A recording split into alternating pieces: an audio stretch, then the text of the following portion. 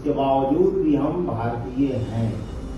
इसलिए हैं कि हमारे डीएनए में महादेव का डीएनए।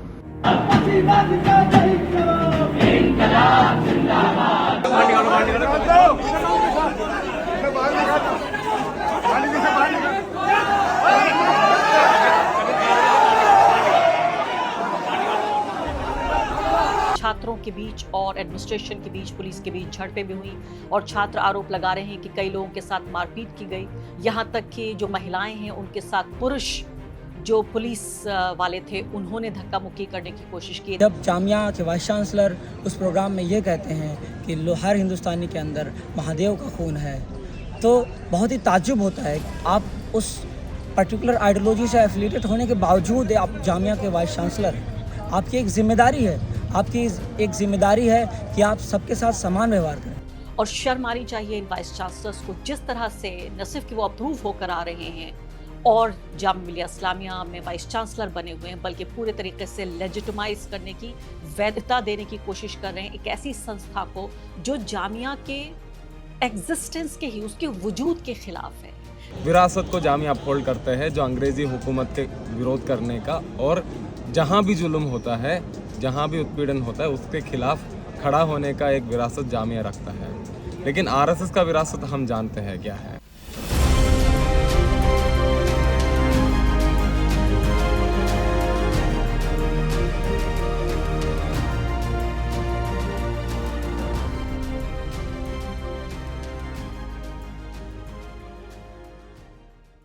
नमस्कार, इस खास कार्यक्रम में आपका स्वागत है। मैं हूं आरफा खानम शेरवानी। पश्चिम बंगाल के चुनाव और ईरान की जंग के बीच एक बहुत ज़रूरी खबर जो न्यूज़ साइकिल में आई और जिस तरह से आई थी उसी तरह से होके गुजर गई, लेकिन इस पर बात करना बेहद ज़रूरी है। वो है जामिया में आरएसएस का विरोध।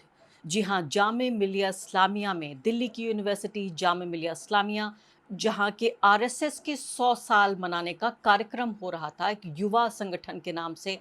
आरएसएस के 100 साल कहाँ मनाए जा रहे हैं? जामिया में। अब यहाँ समझना ज़रूरी है कि इसका विरोध क्यों हुआ, जामिया क्या है और आरएसएस क्या है।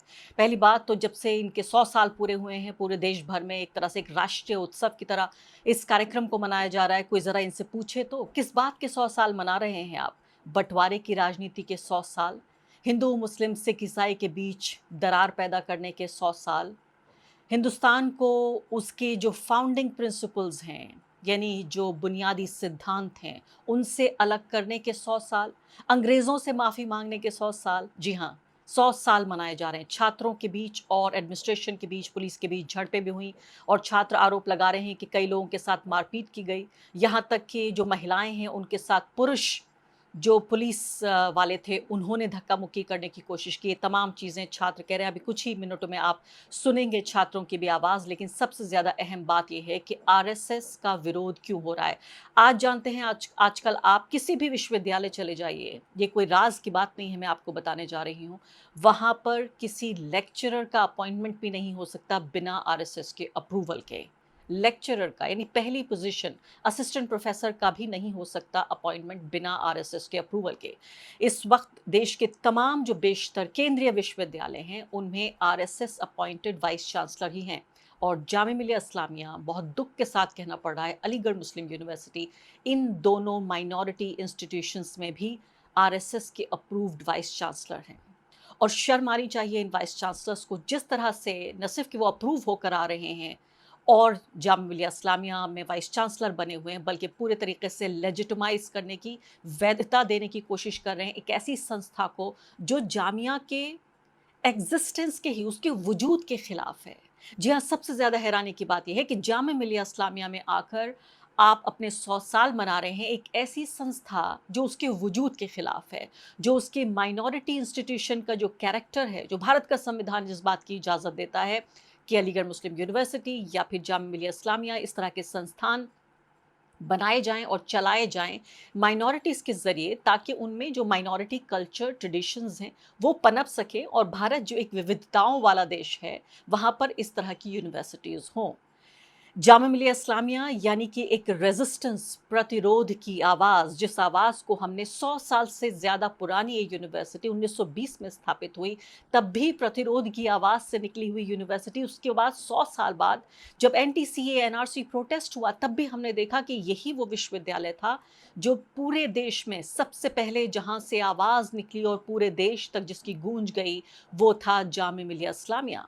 जामिया मिलिया इस्लामिया बहुत ही गौरवान्वित उनका इतिहास है मौलाना आज़ाद का, इतिहास है डॉक्टर जाकिर हुसैन का, इतिहास है महात्मा गांधी का। जी हाँ, कहा यह जाता है कि जामिया मिलिया नाम रखा जा रहा था, तब गांधी जी ने कहा कि जामिया मिलिया का नाम होना चाहिए जामिया मिलिया इस्लामिया। इस्लामिया जो शब्द है ये गांधी जी का दिया हुआ है। और ये भी कहा जाता है कि जब जामिया मिलिया के इस्लामिया के पास पैसे की कमी पड़ रही थी, तो महात्मा गांधी ने इस पैसे का अरेंजमेंट किया, अलग अलग लोगों से डोनेशन मांगी ताकि जामिया चलता रहे।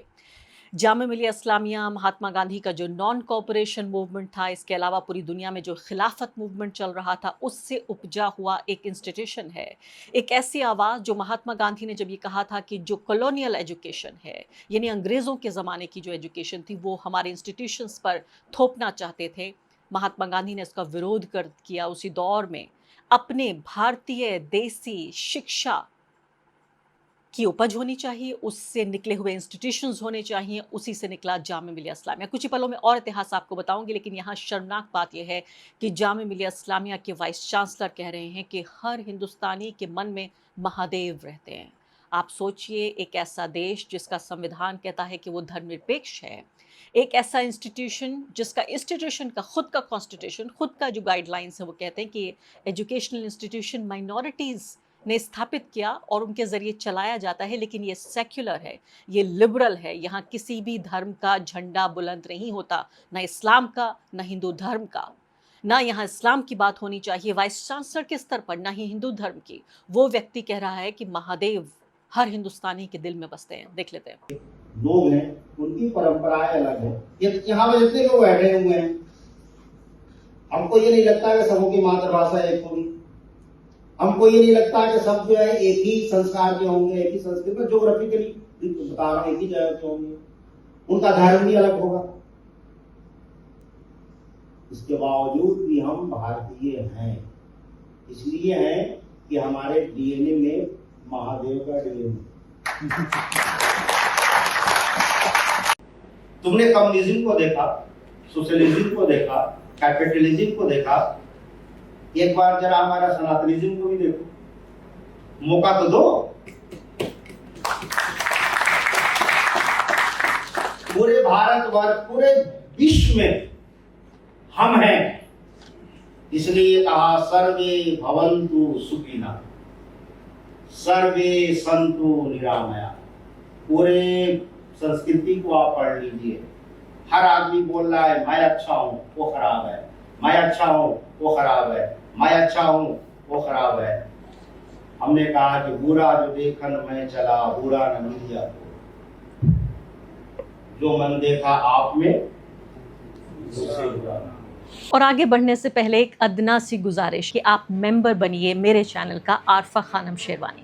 अगर आप मेंबर बनते हैं, आपके समर्थन से आप मेरा हाथ मजबूत करेंगे, इतना मजबूत कि मैं सत्ता का कॉलर पकड़ के सवाल पूछ सकूंगी और जो हमारे समुदाय में हाशिए के जो तबके हैं उनकी आवाज़ उठा सकूंगी। आप यकीन जानिए, आपका एक छोटा सा सहयोग मेरे लिए इतना बड़ा होगा जिसके लिए आप अंदाज़ा भी नहीं लगा सकते। तो आप देख रहे हैं यहाँ पर वाइस चांसलर जो भारत माता जिन्हें कहते हैं देवी बनाते हैं, जो आरएसएस की भारत माता हैं, उन देवी की पूजा हो रही है यहाँ पर। जामिया मिलिया इस्लामिया, बहुत सारे लोगों को कन्फ्यूजन हो सकता है, वो एक ऐसा इंस्टीट्यूशन है जिसका नाम में जामिया मिलिया इस्लामिया है, लेकिन यहाँ हर धर्म के मानने वाले लोग पढ़ते हैं, चाहे वो छात्र हों, चाहे वो एडमिनिस्ट्रेशन में हो, चाहे वो टीचर्स हों, चाहे वहाँ काम करने वाले लोग हों, तमाम तरह के लोग। यहाँ होली मनाई जाती है, दिवाली मनाई जाती है, तमाम तरह के सांस्कृतिक कार्यक्रम होते हैं। और पूरब से लेकर पश्चिम तक, उत्तर से लेकर दक्षिण तक, ये नहीं है कि सिर्फ ये उत्तर में एक इंस्टीट्यूशन है तो यही की बात होती है हर तरह से। यहाँ होली, दिवाली, रमज़ान, ईद एक ऐसा फूलों का एक खूबसूरत सा गुलदस्ता है जिसमें अलग अलग रंगों के फूल खिलते हैं। उसी गुलिस्तां का नाम है जामिया मिलिया इस्लामिया, जिसको बर्बाद करने की कोशिश हो रही है, जिसको रेजिस्ट कर रहे हैं जामिया के स्टूडेंट्स कि क्या मतलब है, आप क्यों यहाँ 100 साल मनाना चाहते हैं। तो इन्हीं कुछ बातों पे मैं रोशनी डालना चाहती हूँ कि किस तरह से जो वहाँ के छात्र हैं वो ये कह रहे हैं कि सावरकर और आरएसएस को मानने वाले नहीं हैं जामिया के लोग, भगत सिंह को मानने वाले हैं। और ये वो लोग हैं जिन्होंने पहले गोधरा जलाया और फिर 2020 में दिल्ली जलाने की भी कोशिश की गई, और ये यहाँ पर ये कार्यक्रम कर रहे हैं। इतना कहते हुए इसके अलावा इनकलाब जिंदाबाद के नारों से गूंज उठा पूरा जामिया मिलिया। सुन लेते हैं। तो सवाल यह है कि जामिया एक ऐसे इंस्टीट्यूशन है जो आज़ादी के आंदोलन से बनी है। खिलाफत आंदोलन और नॉन कॉपरेशन मूवमेंट, ये तमाम आंदोलन के आधार पे जामिया बनी हुई है। तो इस विरासत को जामिया अपहोल्ड करते हैं जो अंग्रेज़ी हुकूमत के विरोध करने का, और जहाँ भी जुल्म होता है, जहाँ भी उत्पीड़न होता है, उसके खिलाफ खड़ा होने का एक विरासत जामिया रखता है। लेकिन आरएसएस का विरासत हम जानते हैं क्या है। आरएसएस का विरासत ये है कि सबसे पहले अंग्रेज़ों के खिलाफ वो कोई लड़ाई नहीं किए। उन्होंने बोला कि सांस्कृतिक राष्ट्रवाद जिसमें हमको लड़ना अंग्रेज़ों से नहीं है, बल्कि हमारे 3 दुश्मन जो मुसलमान, ईसाई और कम्युनिस्ट, इन तीनों से लड़ना है। ये बोल करके जो आज़ादी के आंदोलन में फूट पैदा करना और मुसलमान, ईसाई और कम्युनिस्टों के खिलाफ नफरत पैदा करने का जो राजनीति के आधार पर बनी हुई है आरएसएस, वो उनका विरासत है। जी हाँ, जामिया के छात्र निरंजन ये याद दिला रहे हैं। आपको बताती हूँ कि ये पूरा प्रोटेस्ट जो है ये लेफ़्ट पार्टीज़ यानी लेफ़्ट से जो affiliated student, left communist group से अफिलिएटेड जो स्टूडेंट ग्रुप्स हैं, उन्होंने इसको ऑर्गेनाइज़ किया था। और निरंजन नाम के जो ये छात्र हैं वो कह रहे हैं कि अंग्रेज़ों से नहीं लड़ना सिखाया, अंग्रेज़ों से माफ़ी मांगी आरएसएस ने, और ये कहा कि 3 दुश्मन हैं हमारे, मुसलमान, ईसाई और कम्युनिस्ट, और किस तरह से आरएसएस ने आज़ादी के आंदोलन में फूट डाली, इसलिए जामिया विरोध कर रहा है। हमें ये जानना होगा कि आरएसएस का ऑपोजिशन एजुकेशनल इंस्टीट्यूट में क्यों करना चाहिए, क्योंकि आरएसएस एक ऐसी संस्था है जो मानती है कि मनुवादी विचारधारा ही सबसे सर्वोच्च विचारधारा है। जो ये कहता है लोगों को आपस में बांटना है, लोग ऊंच और नीच हैं। तो इस तरह की विचारधारा जब जामिया में आएगी, क्योंकि जामिया का जो फाउंडेशन है, जामिया का फाउंडेशन एक सेकुलर प्रोग्रेसिव फाउंडेशन से बना है। यहाँ सेकुलर और प्रोग्रेसिव तालीम दी जाती है, यहाँ साइंटिफिक टेम्पर पैदा किया जाता है लोगों के अंदर।